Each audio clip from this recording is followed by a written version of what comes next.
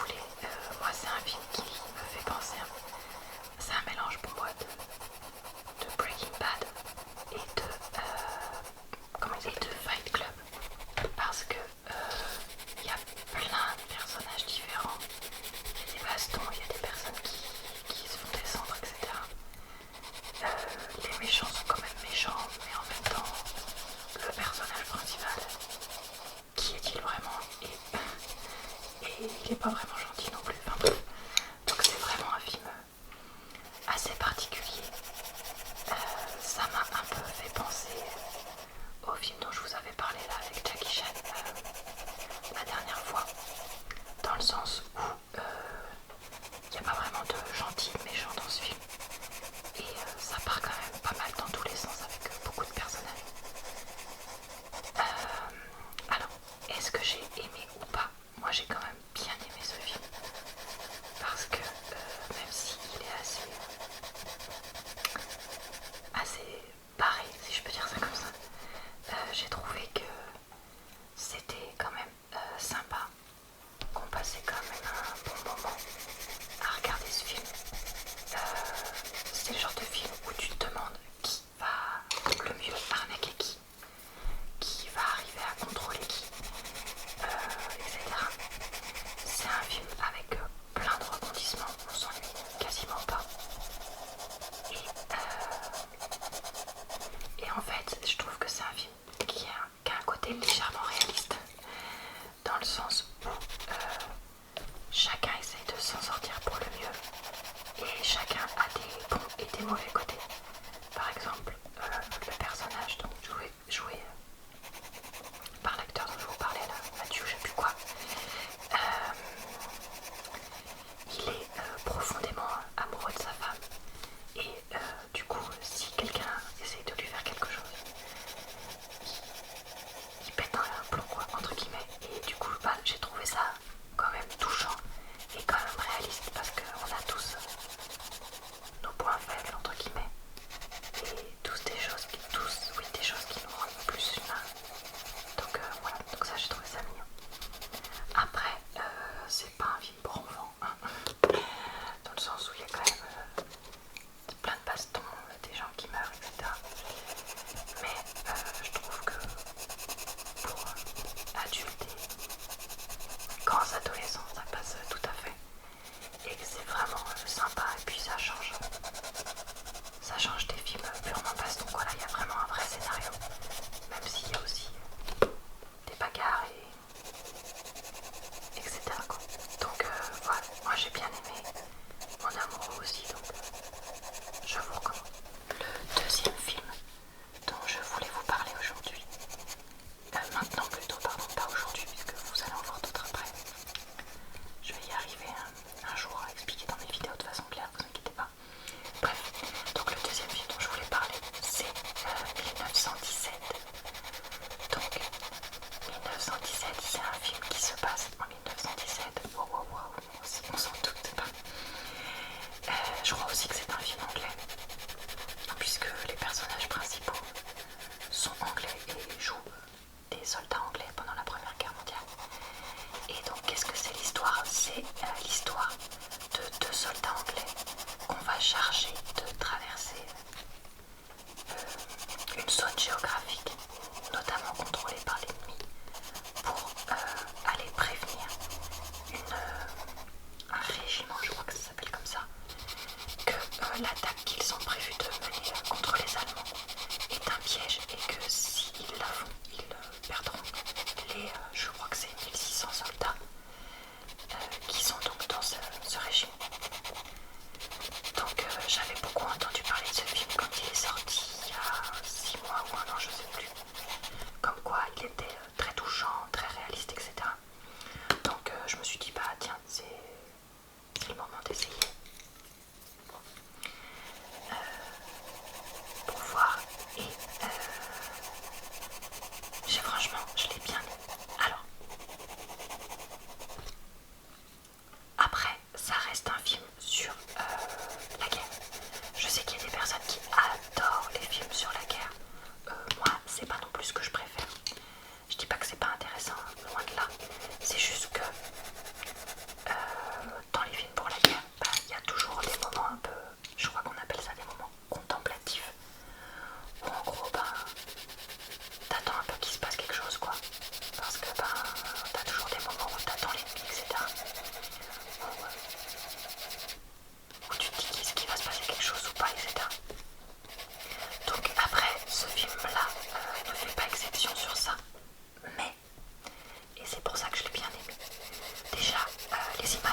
extrêmement belle et il est extrêmement bien filmé.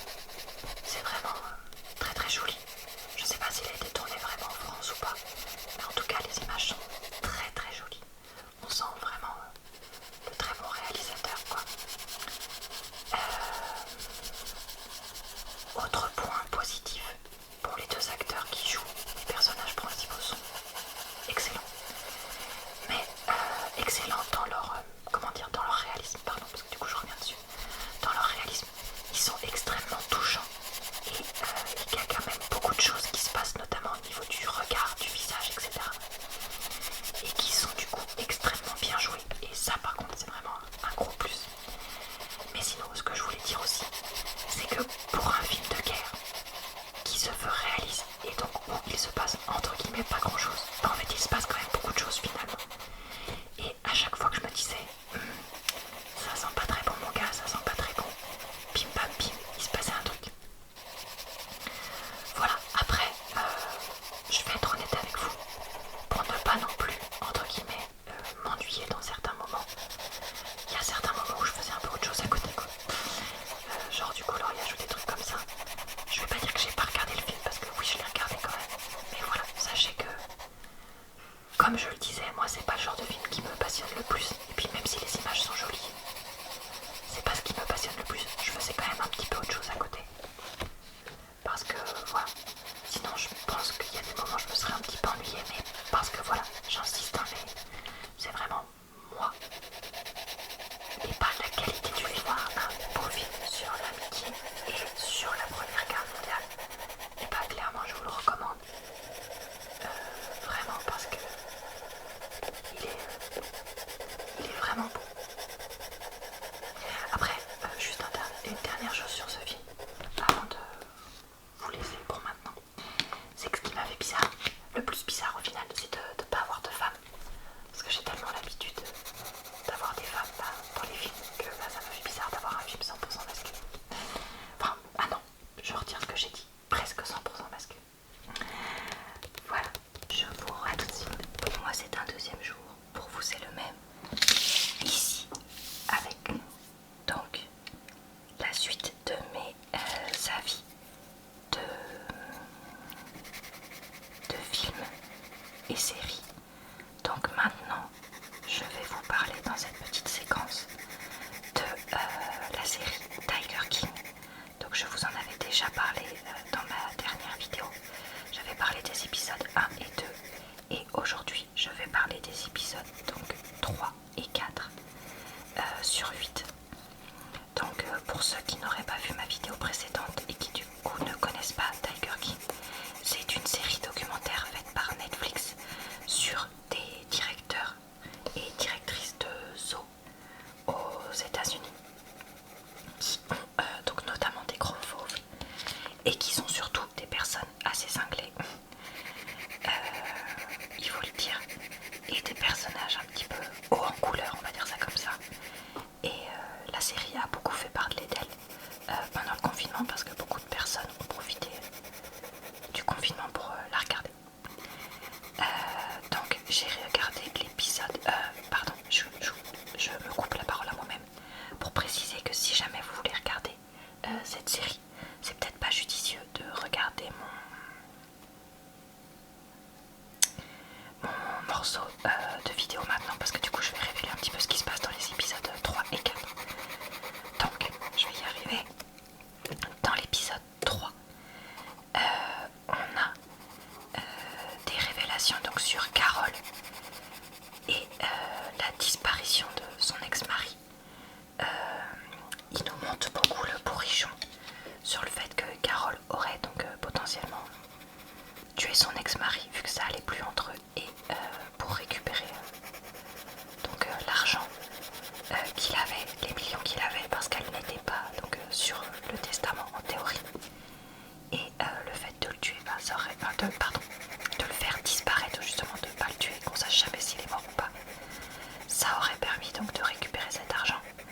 Après, je trouve que la façon dont c'est tourné, tout est fait pour qu'on croie à la culpabilité de Carole. Alors que bon, c'est pas du tout sûr qu'elle soit coupable. Hein. Moi je trouve, en prenant le temps d'y réfléchir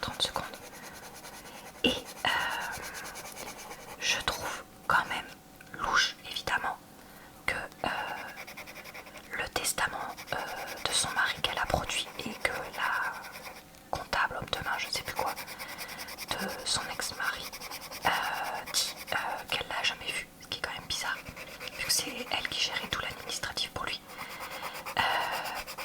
Présente la mention en cas de disparition, parce que c'est vrai que quand tu fais un testament, tu prévois plus ta mort que ta disparition.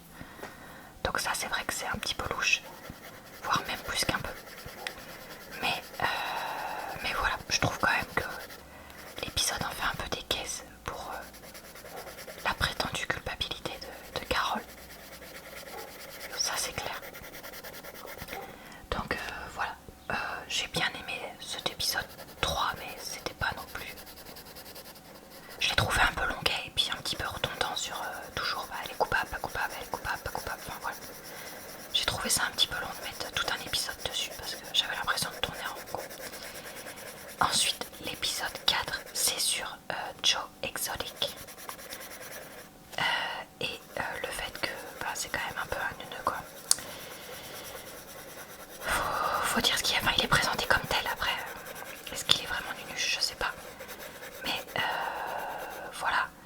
Et on voit que du coup il fait la guerre avec Carole dont je parlais il y a 30 secondes. Donc qui elle présente un refuge plutôt qu'un zoo. Et en fait ça lui coûte plein de pognon, du coup il a plus de pognon.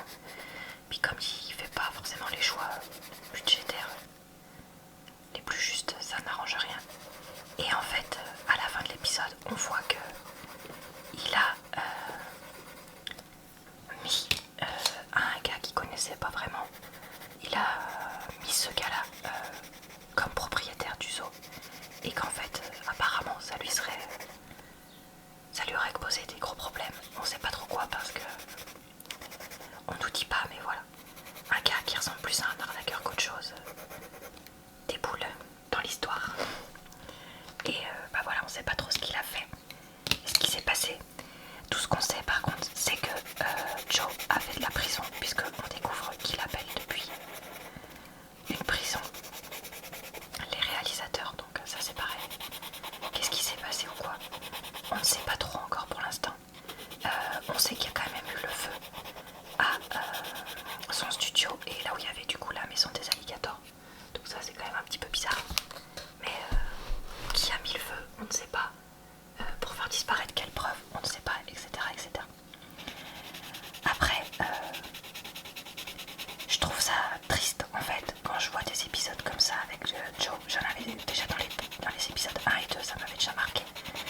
C'est qu'en fait tu sens que c'est un pauvre gars qui voudrait être célèbre, qui veut être chef d'entreprise, etc. etc.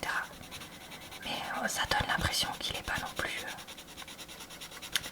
très malin comme je disais, et que malheureusement ça se retourne contre lui. Du coup il est un peu dans la mouise et il sait pas trop comment faire quoi. Donc bon, après tu sais jamais trop ce qui dans ce genre de série déjà par rapport à la réalité, voilà. Et puis même là j'ai regardé que 4 épisodes, donc tout peut encore énormément évoluer quoi. Donc voilà pour cette petite séquence coloriage et avis de série. Je vous retrouve donc tout de suite pour avec la dernière partie de cette vidéo maintenant, donc dans laquelle je vais vous parler du film The Way Back avec Ben Affleck dans le rôle principal. Donc l'histoire de ce film, c'est donc Ben Affleck qui est alcoolique et qui a perdu sa femme. Perdu sa femme, en fait elle demande le divorce, ou ils sont déjà divorcés, je ne sais plus. Voilà, au début du film on ne sait pas pourquoi, et en fait après on se rend compte que c'est suite à la perte de quelqu'un d'important pour eux. Je vais pas en dire plus, mais en même temps je crois que j'en ai déjà trop dit. Désolée. Voilà. Et en fait, on apprend qu'il a été une star de l'équipe de basket de son lycée, qui est un lycée catholique. Et cette même équipe va lui demander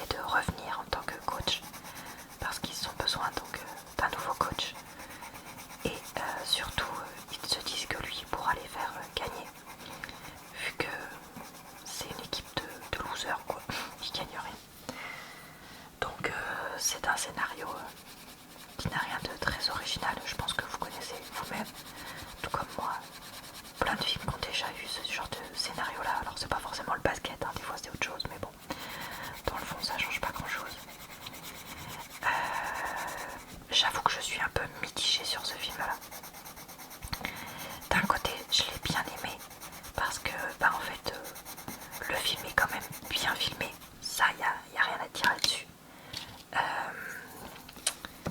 Qu'est-ce qui est bien aussi? Ah oui, Ben Affleck, voilà, est vraiment exceptionnel dans le film. Enfin, exceptionnel, je sais pas si j'en dis peut-être, j'exagère un petit peu, mais je trouve qu'il est vraiment bien parce qu'il est vraiment... il joue bien, mais il en fait pas trop des caisses non plus, tu vois, je m'attendais presque à ce qu'il en surjoue le pathos et tout ça, machin, parce que bah voilà, dans l'histoire, c'est quand même... On parle quand même d'un homme qui est brisé. Mais non, ça allait. Le film était archi cliché, mais bon, avec un film de ce style-là, vu le résumé du scénario, ça m'a pas trop étonné. Mais en même temps, il y a quand même deux trucs qui étaient pas clichés pour ce genre de film-là, et qui montrent que pour une fois, ben, ça y est, on commence à évoluer peut-être dans ce genre de film ultra cliché. Alors bon, si vous voulez le voir, peut-être qu'il faut passer la minute où je vais dire ça. Mais en fait, il se fait renvoyer de l'équipe de basket pour alcoolisme.